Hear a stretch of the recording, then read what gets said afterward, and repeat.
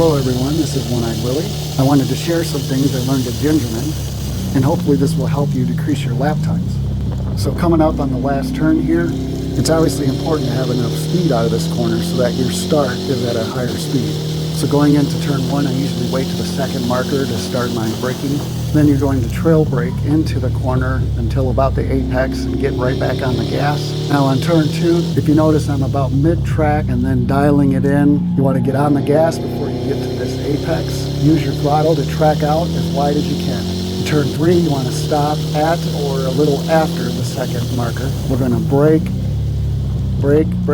and then back on the gas as wide as we can get, full throttle into the kink 4, and then now we're going to brake,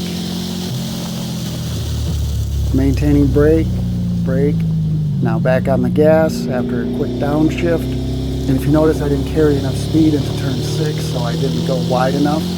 Turn 7, wait for the last marker, brake, and back on the gas, let it track out, and then pull it back in. You don't need to stay all the way left because you don't want to carry too much speed while you're shifting your weight from the left to the right side of the car going into turn 9. When we're past it, then we can really start decreasing it, get all the way to the right so that we can hit what I call 9B as fast as we can. Going into 10, you don't need to track all the way to the left. You want to keep the car tight to the right as long as possible. We're trying to drive a straight diagonal line into the last turn. As we come up to the last turn, I'm a little scared because there's someone in front of me and I don't know if they're hitting or not, so I'm going to brake a little early. Brake, and then back on the gas as hard as we can. And you want to track out as far left as possible, and then full throttle to the finish line. So I hope that helps. One thing I want to try next is to stay wide on turn 5 so that I can carry more speed into 6.